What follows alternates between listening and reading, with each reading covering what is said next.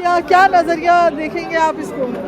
देखिए, ये एक लाभ जिहाद का केस है और आजकल ये जो लाभ जिहाद एक प्री प्लान में इन मुल्ला इन जिहादी लोग जो करते हैं वो इसी का एक हिस्सा है। क्योंकि पिछले 7 तारीख को लड़की को उठा लिया गया है और जो प्रशासन है उसका भी इतना सख्त कार्रवाई नहीं हो पा रहा है। और मेरे को 3-4 दिन पहले खबर मिलने के बाद मैं परिवार के साथ आके रनोला थाना पे एसएचओ साहब से भी बात की। एसएचओ साहब केस को लापरवाही से टाल मटोल कर रहे हैं और बहुत कहने के बाद इन्होंने बताया कि हाँ ये राजस्थान में है, मैंने फिर लेके आओ। तो इन्होंने राजस्थान भी भेजा क्योंकि इन जिहादी परिवार का जो लड़के हैं जो भगा के लेके आए वो राजस्थान में काम करता है और राजस्थान से एक जिहादी ग्रुप चलता है जो ये लाभ जिहाद करके ऐसे नाबालिग लड़की को लालच देके, क्योंकि ये परिवार बहुत गरीब है।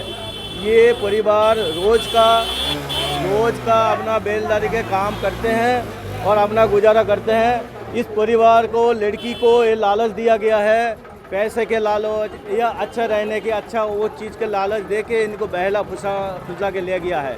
और मैं तो इसलिए जिहादी और ये एक साजिश की तरफ इनके काम है इसलिए बोलूँगा क्योंकि ये जो लड़के हैं इनका परिवार से मैं कल मिला था, इनको मैं आराम से बता रहा था भाई लड़के कहाँ है, लड़की कहाँ है बता दो या उसको ला के दो।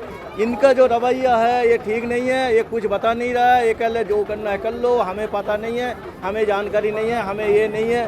तो इस तरीके से जो बात है ये एक जिहादी या एक प्लानिंग माफी है।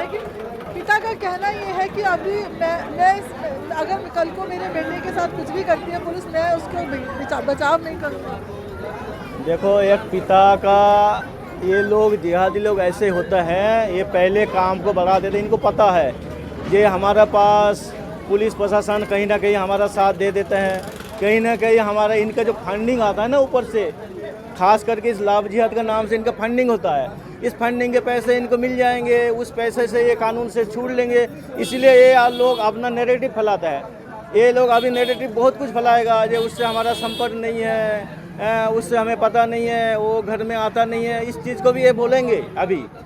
तो उसमें से देखने से नहीं होगा। आपका परिवार के, आपका घर के लड़के आपको पता नहीं है या आपका रिश्तेदार में आपको पता नहीं है, आपका लड़के राजस्थान में काम करता है आपको पता है, लेकिन आपका लड़के जब लड़की लेके भाग जाता है, लेके जाता है तो आपको पता नहीं होता है। तो इस तरीके से नेगेटिव फैलाएगा। पुष्टि की है कि इन लोगों की बात दीवार से होती थी, छज्जे से बातें होती थी इन लोगों की। छज्जे से किसकी बात होती थी? लड़का लड़की की दोनों। देखो, लड़का लड़की का घर पीछे है, अब छज्जे से कहाँ से बात होगा, ये नहीं है।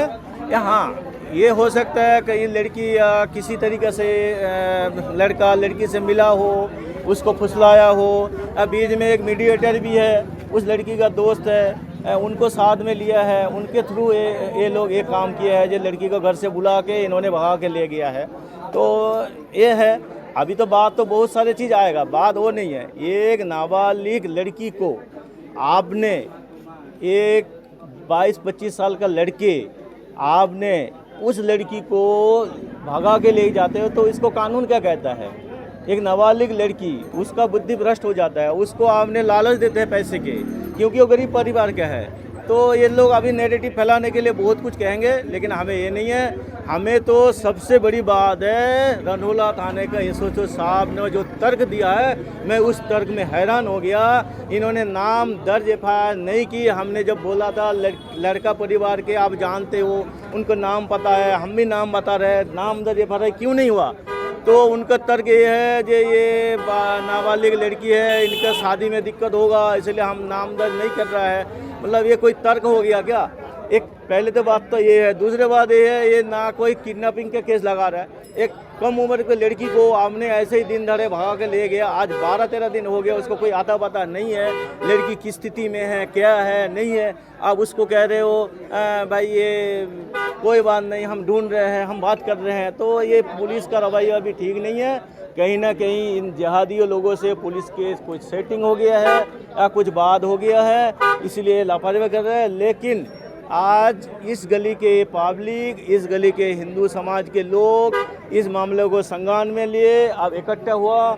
अब एक काम पुलिस के ऊपर हमने नहीं छोड़ेंगे, हम अपना तरीका से भी करेंगे और पुलिस के ऊपर भरोसा रखते हुए उससे भी अभी भी ये मांग करते हैं जल्दी से जल्दी इस लड़की को बरामद करो और इनके ऊपर पहले बात तो इनके ऊपर आप नामजद एफआईआर लो, दूसरी बात है इनके ऊपर आपने क्राइम के तौर पर इसको जो भगा के ले गया है किडनैपिंग का केस लगाओ, उसके बाद बरामद होगा तो पॉस्को भी लगेंगे, सब कुछ लगेंगे, इसके ऊपर कठोर कार्रवाई हो।